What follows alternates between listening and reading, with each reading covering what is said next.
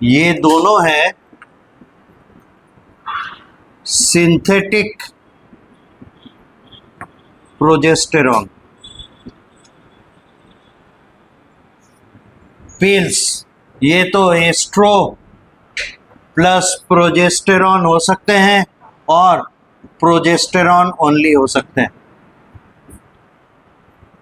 तो आप लोग को समझाए थे कि ओव्यूलेशन को प्रिवेंट किया जा सकता है किनके द्वारा? क्यों हार्मोनल पील्स या hormonal treatment one of the most effective methods में आते हैं। अगर फीमेल रिप्रोडक्टिव सिस्टम का हार्मोनल रेगुलेशन याद है तो इसका सोल्यूशन आप लोग को मिलेगा। प्यूबर्टी के टाइम पे सबसे पहले कौन एक्टिव होता है? जीएनआरएच। जीएनआरएच के एक्शन से क्या होता है? एलएच एफएसएच का रिलीज। एलएच एफएसएच में से एलएच का जब लेवल बहुत हाई होता है तो ओव्यूलेशन होता है, तो फिर एक तरफ ओवम रिलीज और दूसरे तरफ प्रोजेस्टेरॉन का सिक्रेशन शुरू। प्रोजेस्टेरॉन का लेवल क्या करता है? जीएनआरएच को इनहिबिट करता है फंक्शन करने से। इसलिए क्या होता है? एलएच और एफएसएच रोल में नहीं आ पाते क्योंकि उनका सिक्रेशन नहीं हो पाता। ठीक है, तब याद कीजिए, अगर प्रोजेस्टेरॉन के लेवल को हम कंटिन्यूअसली मेंटेन करें, क्या होता है? आफ्टर डे 28 प्रोजेस्टेरॉन का लेवल 0 हो जाता है। तभी ना जीएनआरएच को कोई रोकने वाला नहीं रहता है, और उसी वजह से क्या होता है? एलएच और एफएसएच एक्शन में आते हैं। याद कीजिए, तो लिखवाए भी थे आप लोग को, भूल गए? तो इसीलिए क्या होता है, अगर प्रोजेस्टेरॉन के लेवल को कॉन्स्टेंटली हाई मेंटेन करते हैं तो एलएच और एफएसएच का सिक्रेशन नहीं हो पाएगा, और एलएच और एफएसएच के सिक्रेशन ना होने के कारण किसी भी प्राइमरी फॉलिकल का कन्वर्सन इनटू ग्राफियन फॉलिकल नहीं होगा, और अगर ग्राफियन फॉलिकल नहीं होंगे तो ओव्यूलेशन नहीं होगा। इसीलिए हम एनी कोर्स अगर प्रोजेस्टेरॉन का लेवल मेंटेन करें तो क्या होगा? ओव्यूलेशन रोक देंगे, ओव्यूलेशन रोक देंगे। तो देखिए, तो ये सिंथेटिक प्रोजेस्टेरॉन, तो ये तो चॉइस में होगा ही, ये भी सिंथेटिक हार्मोन प्रोजेस्टेरॉन पिल्स इनमें रहते ही है। जब ये तीनों ये काम कर सकते हैं, why not the fourth one? इसीलिए ऑल इसमें चॉइस होगा। अब इधर आइए, teratospermia unusual shape and structure of sperms, इसको कहते हैं teratospermia. Asthenospermia, depression in the sperm count of active sperms,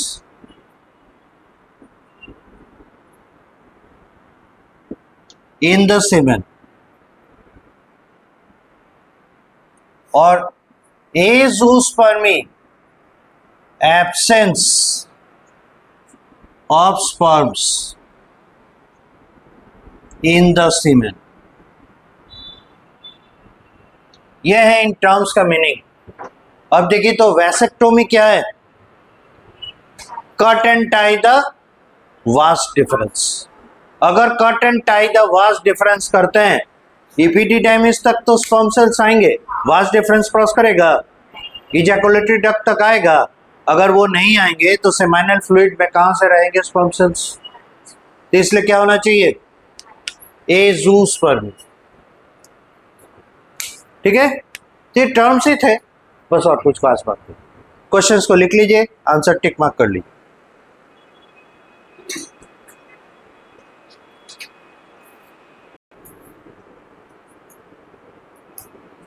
अब देखिए,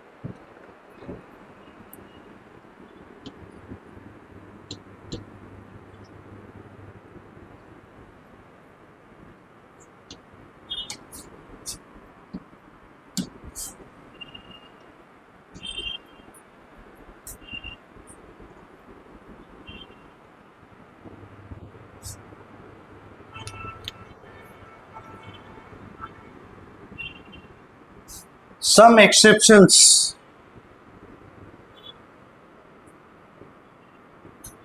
to gene inheritance.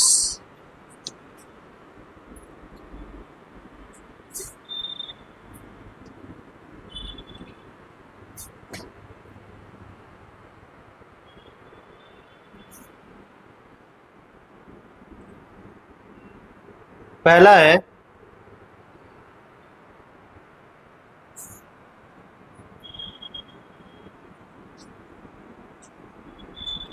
Polygenic trait, दूसरा है प्लियोट्रॉपी, तीसरा है लीथल जीन्स, एटसेट्रा। पहले देखें हम लोग पॉलीजेनिक ट्रेट ये क्या कहता है।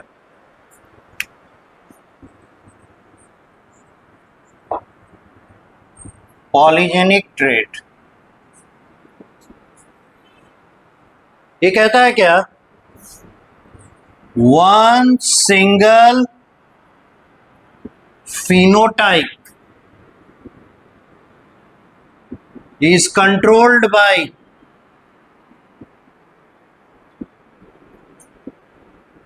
more than one genes। हम लोग क्या जानते हैं, one gene one inheritance of phenotype, two genes two inheritance of phenotypes and so on, यानी number of genes is proportional to number of phenotypes for inheritance, ये होता है ना। और इस फिनोटाइप में हम लोग एक प्रॉपर्टी को हम लोग अगर कैचअप करें, जैसे फॉर एग्जांपल इसमें पी प्लांट में है ना, पाइसम सटाइवम में, जैसे हाइट ऑफ द प्लांट, ये एक प्रॉपर्टी हो गया। अब इसके कंट्रास्ट है, टॉल होगा ड्वार्फ होगा, पर है क्या, प्लांट के हाइट को बता रहा है, स्टेम का हाइट को बता रहा है। उसी तरह से शेप ऑफ द सीड, अब राउंड होगा या रिंकल होगा, ये तो कंट्रास्टिंग कैरेक्टर्स है, लेकिन शेप ऑफ द सीड ये एक प्रॉपर्टी हुआ, एक फिनोटाइप हुआ। अब इस फिनोटाइप के डोमिनेंट और रिसेसिव टाइप्स होते हैं। तो कहने का मतलब है एक प्रकार का जीन किसी एक प्रकार के फिनोटाइप को कंट्रोल कर रहा है। ये मेंडल के अनुसार हम लोग देख रहे हैं और होना भी यही चाहिए। लेकिन कुछ हम लोग को ऐसे एक्सेप्शंस मिलते हैं कि कोई एक पर्टिकुलर फिनोटाइप कई सारे जीन के कल्मिनेटिव एक्शन के वजह से रिजल्ट आउट करते हैं। तो यहां उसके लिए हम लोग डेफिनेशन क्या देंगे, इसको हम लोग कहेंगे पॉलीजेनिक ट्रेट, और इसमें होता है one single phenotype is controlled by more than one genes. ठीक है, और इसके क्लासिक एग्जांपल में आते हैं skin colour of human,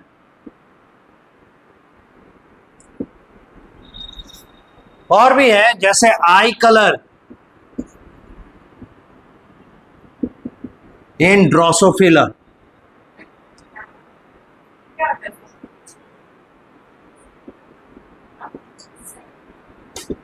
melanogaster, Drosophila melanogaster, इसे कहते हैं फ्रूट फ्लाई।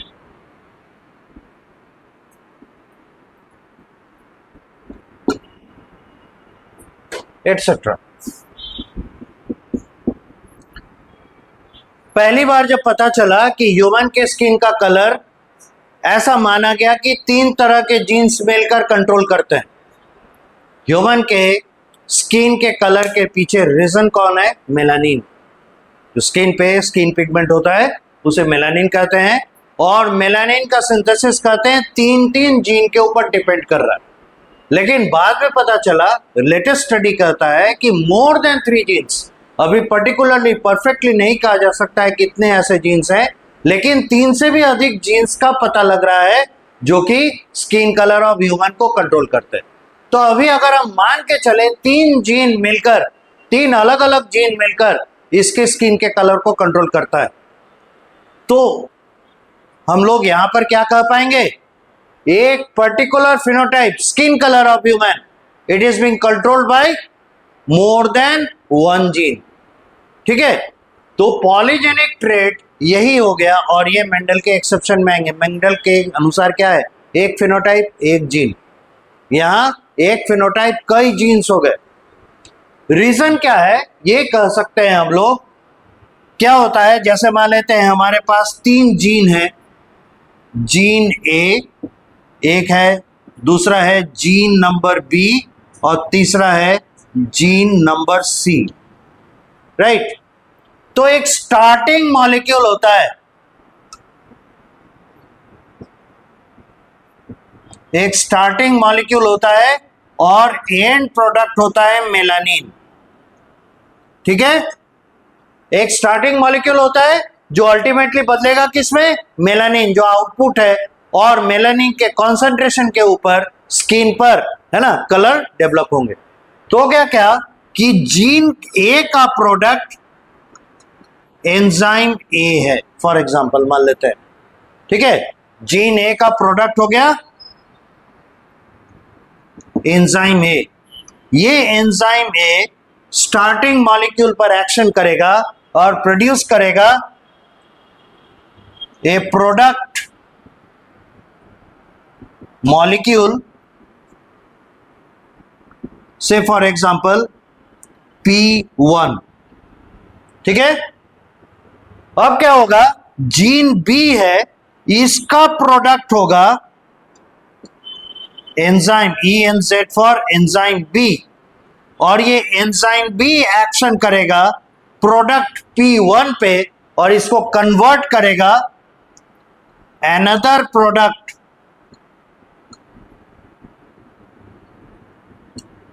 ये हो गया P2 फॉर एग्जांपल। तो स्टार्टिंग मॉलिक्यूल पहले P1 बना, P1 पर एक्शन हुआ, प्रोड्यूस हुआ P2। अब जीन C है, इसका प्रोडक्ट होगा एंजाइम ENZ एंजाइम C, और ये एक्शन करेगा प्रोडक्ट P2 पर और प्रोड्यूस करेगा फाइनल प्रोडक्ट जो है मेलानिन। तो इस तरीके से स्टार्टिंग मॉलिक्यूल 3 एंजाइम्स के पार्टिसिपेशन के बाद एक बायोकेमिकल पाथवे में अल्टीमेटली प्रोड्यूस कर रहा है मेलानिन। ठीक है, अब जो जीन ए है, इसका एक डोमिनेंट और एक रिसेसिव एलील होगा।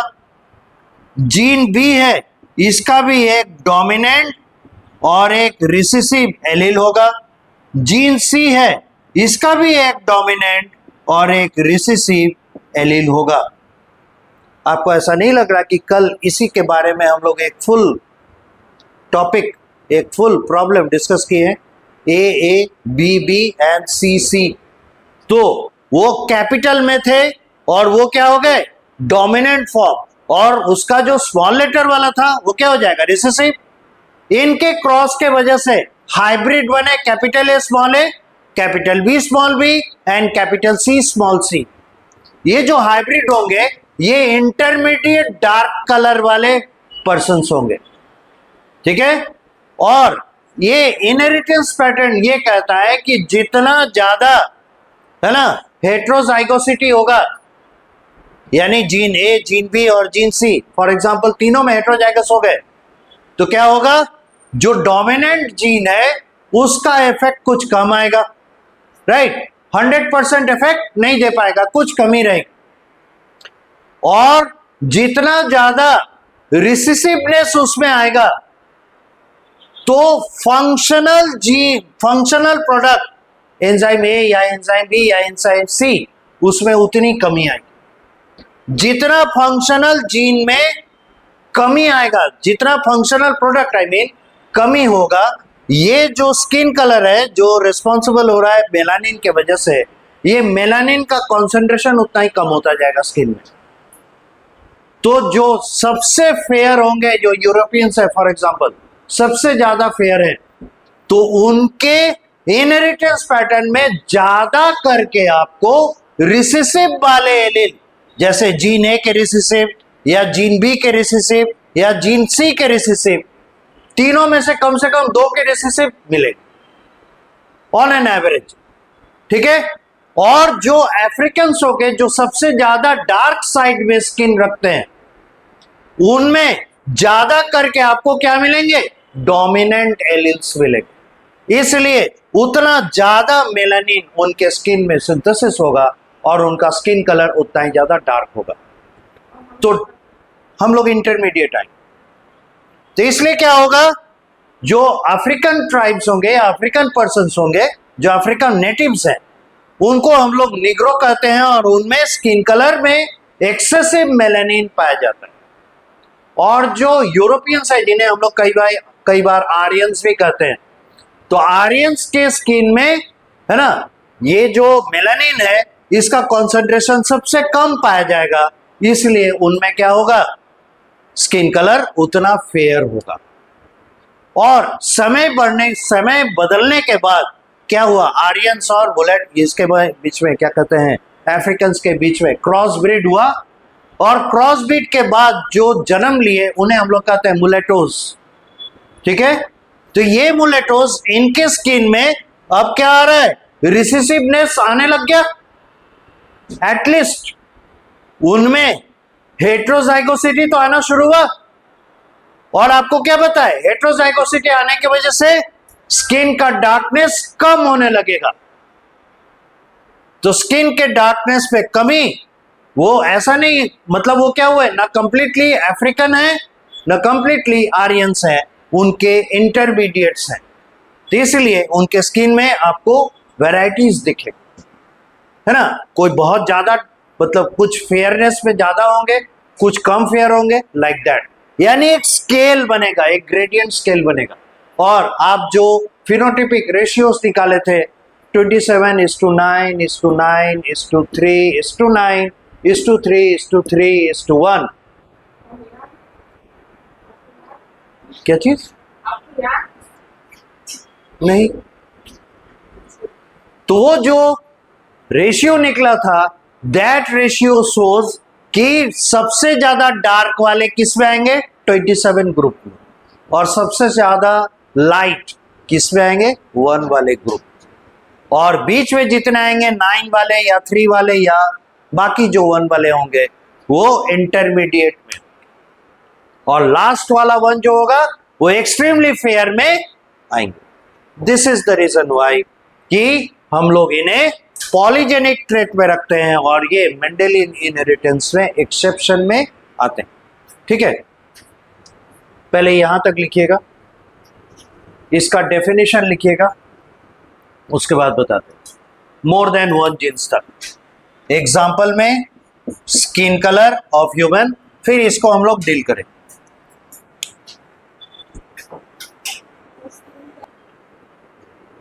आगे बढ़े,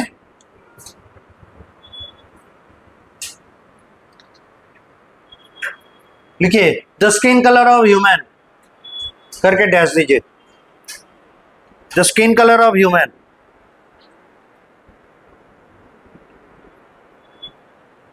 लिखिएगा it is supposed that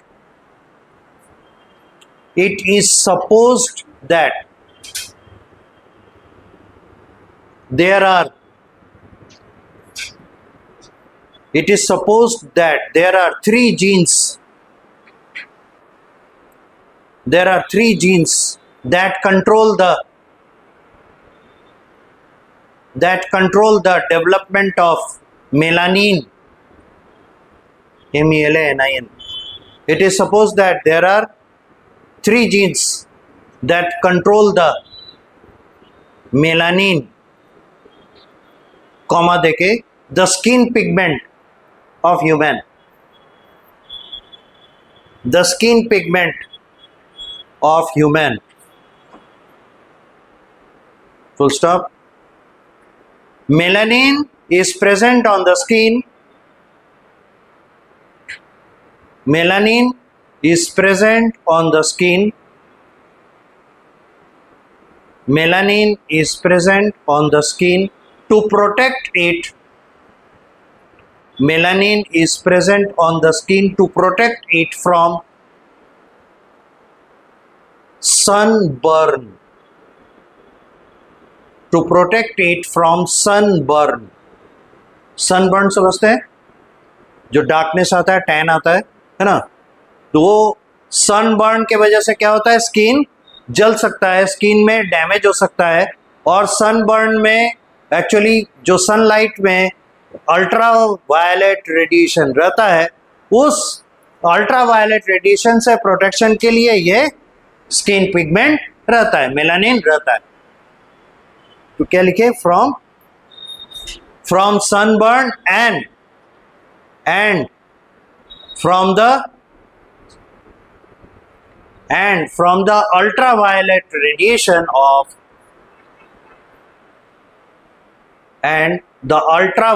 radiation of sunlight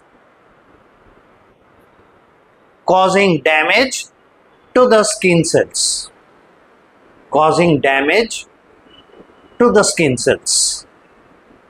full stop।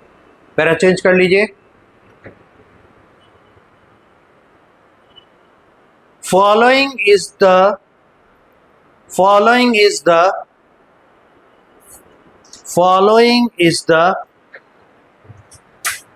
supposed phenomena. Following is the supposed phenomena of melanin production. Following is the supposed phenomena of melanin production wherein एक साथ लिखिएगा, wherein अगर gap हो गया तो डैश दे दीजिए। wherein the starting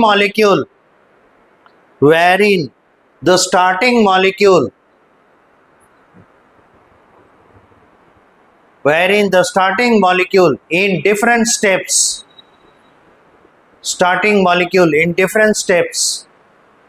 finally produces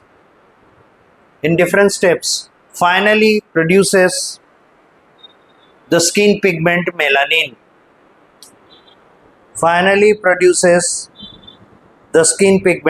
melanin. इसको अब नोट कर लीजिए। इसके बाद लिखिएगा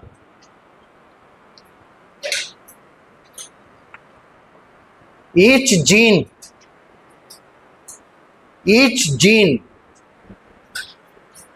has both dominant and recessive. Each gene has both dominant and recessive allele. Each gene has both dominant and recessive alleles. Each gene has both dominant and recessive alleles, comma देके combinations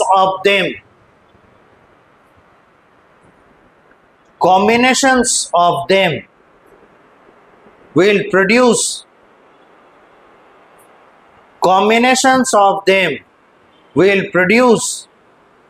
different shades of skin color.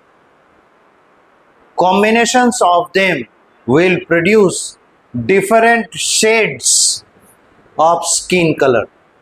Full stop। फिर para change कीजिएगा, different shades of the skin color. Full stop, para change. The more the dominant alleles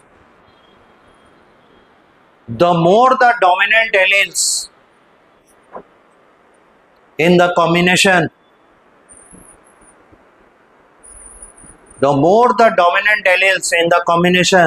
the more will be darkness.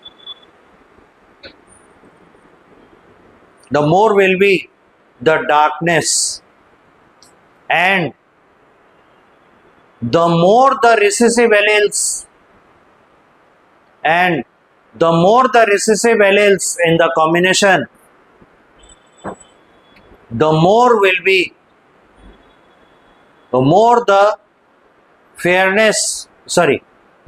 the recessive alleles in the combination, more will be the fairness.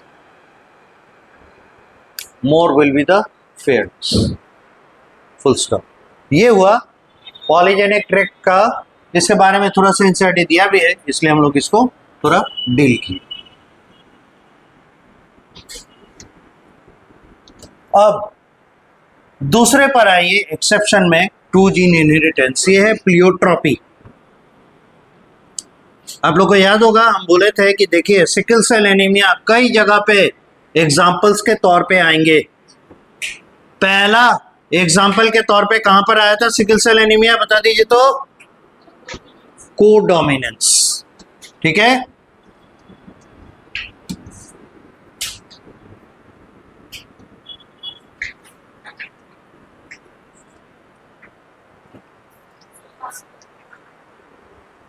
नहीं, अब है pleiotropy.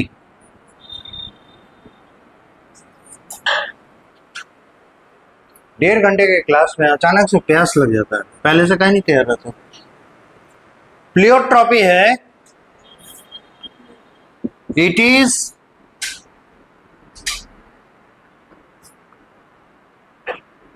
Interference of one gene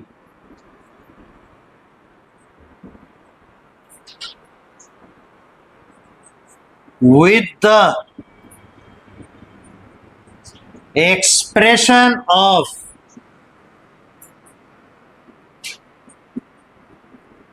more than one phenotypes, or it is control of one gene over more than one phenotype। मतलब देखिए हम लोग पहले क्या देखे, पॉलीजेनिक ट्रेट है ना, वहां क्या हो गया, एक से अधिक जीन एक फिनोटाइप को कंट्रोल कर रहे थे, एक से अधिक जीन, जबकि मेंडल के अनुसार क्या था, एक जीन एक फिनोटाइप। यहां एक से अधिक जीन एक फिनोटाइप को कंट्रोल कर रहा था। अब ये इसका जस्ट उल्टा हो गया, एक ही जीन एक से अधिक फिनोटाइप को कंट्रोल कर रहा है। ये भी एक्सेप्शन में आएगा। और इस सिचुएशन को, इस तरह के एविडेंस को हम लोग कहते हैं प्लियोट्रॉपी। इसके एग्जाम्पल है, प्लियोट्रॉपी में फिर एग्जाम्पल में आएगा sickle cell anaemia.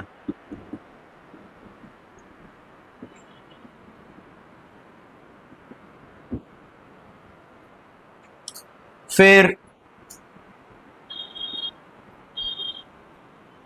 Phenyl ketonuria, PKU,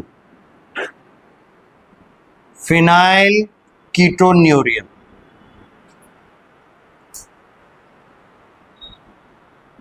etcetera.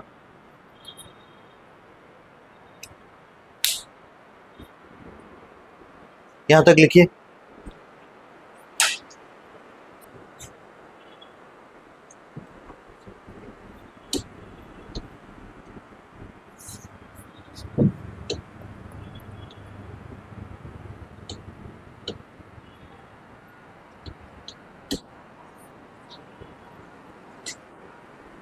इसमें एक एग्जाम्पल और ऐड करेंगे, ये एनसीईआरटी बुक में भी है, और ये है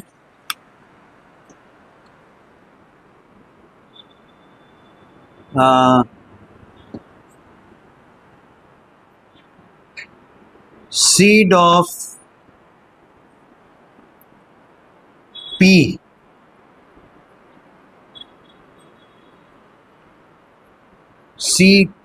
सीड शेप कर दीजिए, सीड शेप ऑफ पी। अब वो कैसे, बारी बारी से देखते हैं। पहले है sickle cell anaemia.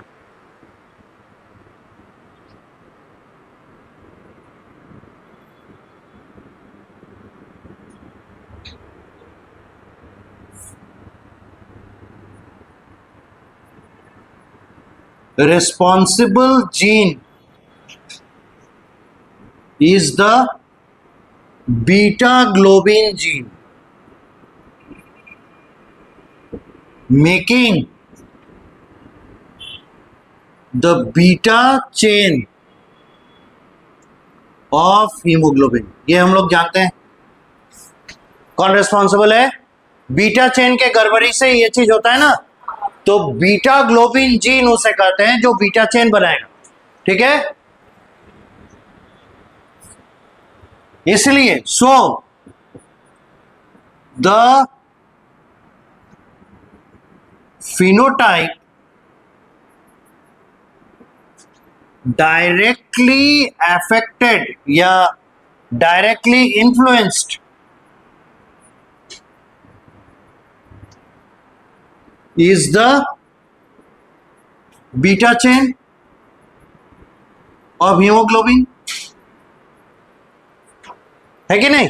One gene one phenotype वाले प्रिंसिपल से अगर चलेंगे तो जिस जीन की बात कर रहे हैं, बीटा ग्लोबिन जीन की बात कर रहे हैं, तो बीटा ग्लोबिन जीन कौन सा फिनोटाइप शो करेगा, बीटा चेन ऑफ हीमोग्लोबिन, है ना। तो बीटा चेन ऑफ हीमोग्लोबिन कितने तरह के हो पाएंगे, बीटा चेन ऑफ हीमोग्लोबिन का फॉर्मेशन इज अ फिनोटाइप। अब इसका डोमिनेंट और रिसेसिव दोनों होगा या दो तरह के कंट्रास्ट होंगे, है ना। तो एक होगा ग्लोब्यूलर, या ग्लोब्यूलर मत कहें, नॉर्मल कहें, एक को कहें नॉर्मल और एक को कहें एबनॉर्मल। नॉर्मल वाले में क्या होता है, at position 6 of the amino acid chain.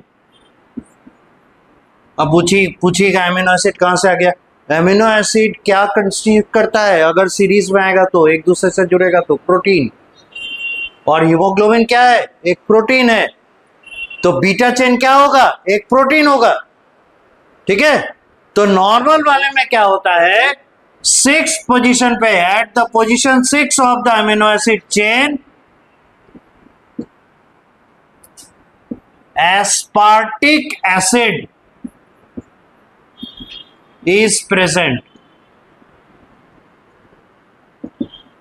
ये हुआ इसका नॉर्मल वाला फिनोटाइप, ठीक है। अब आइए एबनॉर्मल फिनोटाइप, इसमें क्या होता है, एट पोजीशन 6, देखिए ये है अगले चैप्टर में भी, लेकिन रेफरेंस यहां आ रहा है तो यहां हम लोग देख ले रहे हैं, अगले में फिर पढ़ना पड़ेगा। At position 6 of the, क्या दिए, of the amino acid chain, ठीक है, दोनों तरफ सेम होना चाहिए। ये valine is present। अब ये valine क्या है, तो ये भी एक अमीनो एसिड है, नाम है valine। अब देखिए एस्पार्टिक एसिड जो है, इसके नाम से ही पता चलता है इसका नेचर क्या है, एसिडिक, ठीक है, नाम में ही एसिड लगा हुआ है इसलिए इसका नेचर एसिडिक है। और जो वैलिन है, वैलिन एमिनो एसिड है, इसका नेचर होता है नॉन पोलर, मतलब एक होता है कंट्रास्ट, उल्टा, उल्टा से भी ज्यादा उल्टा, तो एक्सट्रीम है, ठीक है। कहां एसिडिक आयोनाइज होने लायक, और कहां बेसिक होता, उल्टा नेचर होता। यहां क्या है, नॉन पोलर, सीधे पोलरिटी है ही नहीं, तो आयोनाइज होने का तो खैर कोई सवाल ही नहीं उठता, गॉट इट। तो एक्सट्रीमली ऑपोजिट है नेचर वाइज। अब इसका इफेक्ट क्या होता है, देखिए नीचे बिठाएं,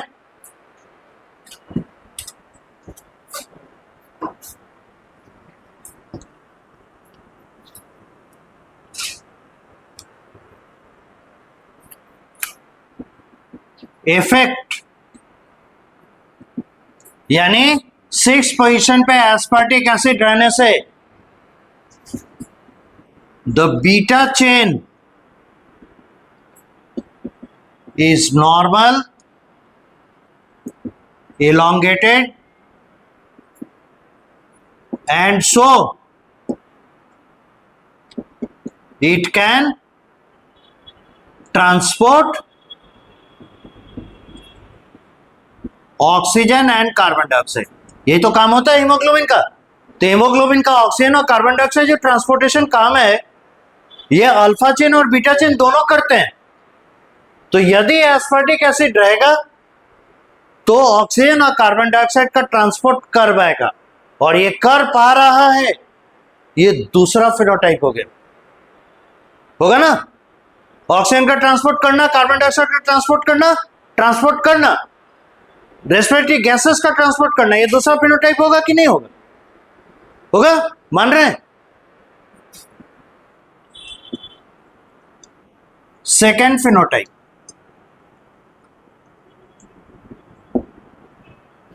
और इसका क्या होता है? Inability to transport oxygen and carbon dioxide, ये सेकेंड फिनोटाइप पेयर हुआ इसके साथ। और ये हो गया नॉर्मल बनना, एबनॉर्मल बनना, ये फर्स्ट फिनोटाइप पेयर। तो दो प्रॉपर्टी को अफेक्ट किया कौन? Beta globin gene. अब देखिए इस वाले में the haemoglobin molecule remains globular in shape. मतलब ग्लोब्यूलर शेप ऑफ प्रोटीन क्या होता है? जहां वाटर मिलेगा, एक्वस मीडियम मिलेगा, वहां तैरेगा, फ्लोटिंग रहेगा। ठीक है, तो ये ग्लोब्यूलर शेप हीमोग्लोबिन का होना, ये हीमोग्लोबिन के प्रॉपर्टी को मॉडिफाई कर रहा है। तो ये क्या हो जाएगा? एक कैरेक्टर, एक फिनोटाइप होगा। और इसके तरफ से आइए,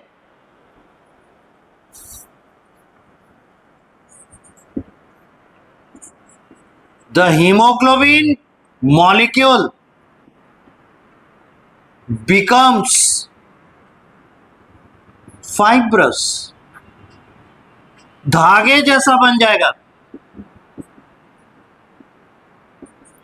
ये क्या हो गया? Third phenotype pair. ये ऑब्जर्व हो रहे हैं, थर्ड फिनोटाइप पेयर हुआ। ठीक है,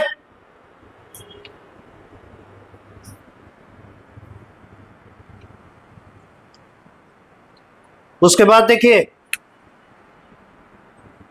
इस वजह से क्या होगा? द शेप ऑफ आरबीसी, आप नीचे नीचे ऐसे चलेंगे, हमारे पास जगह नहीं है। The shape of RBC becomes sickle shape,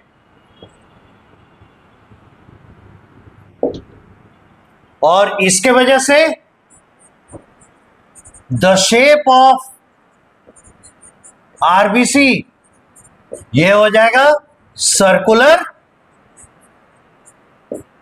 by concave. ये हो गया फोर्थ फिनोटाइप पेयर। ठीक है, हम ऐसा करते हैं, जिन लोगों को थकान हो रही है उन्हें क्लास से बाहर निकाल देते हैं। This is full and final. या तो हम पढ़ाएंगे या हम नहीं पढ़ाएंगे। ऑल एंड नन प्रिंसिपल मेरे साथ चलता है। Don't irritate me. अगर ऐसा लगता है कि हम बहुत ज्यादा पढ़ा रहे हैं, आई स्किप द चैप्टर। क्या जरूरत है इतना ज्यादा हमको बताने का? हम हर बार बोलते हैं, हमको ऐसा लगता है हम ऐसे लोटा में पानी डाल रहे हैं जो इस लायक नहीं है उसको धारण कर सके,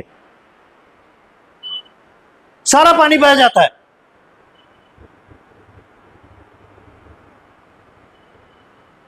नहीं पढ़ना तो क्यों क्लास में आते हैं? विक्टर, ये ऑनलाइन लेक्चर देख लीजिएगा, हो गया। Useless fellows.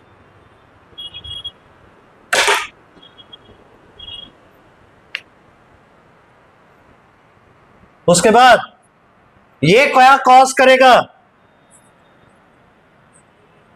Causes normal haemoglobin level in blood, और इसके वजह से आएगा एनीमिया इन ब्लड। ये क्या हो जाएगा? ये दोनों एक पेयर बनेंगे, एक तरफ normal haemoglobin level in the blood और ये एनीमिक ब्लड। ये हो गया फिनोटाइप पेयर नंबर या 4 है, 5 या 5th। सो एक जीन कहा गया, बीटा ग्लोबिन जीन, ये एक साथ 5 तरह के फिनोटाइप्स को प्रभावित कर रहा है, इसलिए किस कैटेगरी में आएगा? प्लियोट्रॉपी। मेंडलिज्म क्या कहता है? One gene one type of phenotype, ये होगा ना, पर यहां एक जीन इतने सारे फिनोटाइप्स को प्रभावित कर रहा है, इसलिए किसमें? प्लियोट्रॉपी के एग्जाम्पल में आएंगे। यहां तक नोट कीजिए।